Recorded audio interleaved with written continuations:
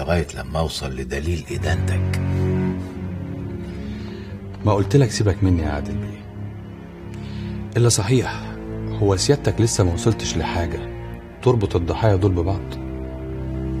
يعني تقدر تقول قربت. تمام.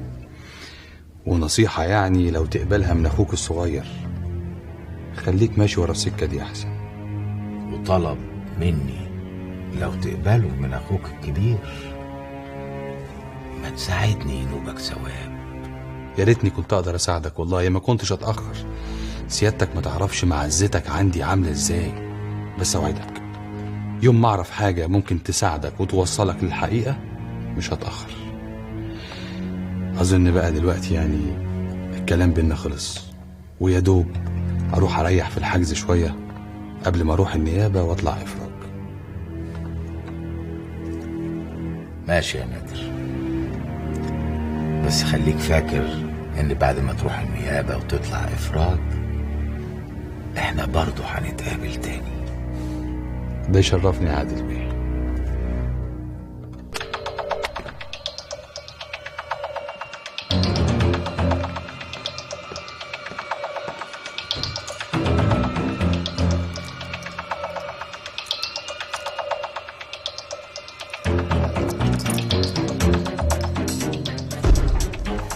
والله ربنا كبير يا سيدي.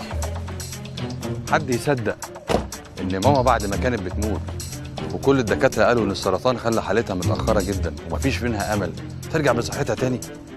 الحمد لله والله.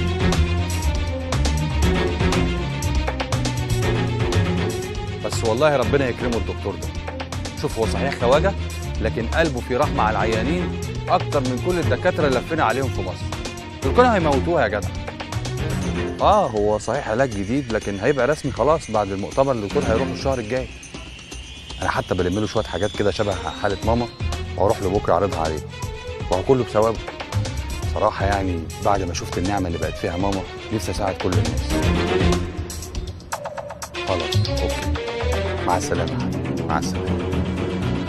يا استاذ انا اسفه جدا، بس انا سمعت حضرتك بتتكلم في التليفون غصب عني والله. سمعت، ممكن اسالك عن حاجه؟ تحت امرك.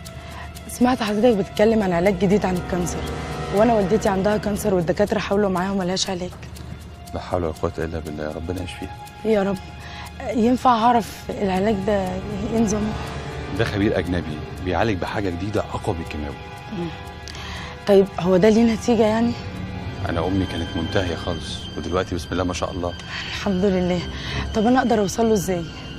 بصي، هو في اسكندريه وانا رايح له بكره، وبلم دلوقتي شويه حالات كده عشان اعرضها عليه. لو تحبي تجيبي ورق والدتك وانا اعرضها عليه بكره معاهم. لا سيبك من موضوع الورق. انا لو ما يضايقكش ينفع اقابله بنفسي؟ ينفع اجي معاك؟ طب اسمعي، بكره الساعه 8 الصبح تقابليني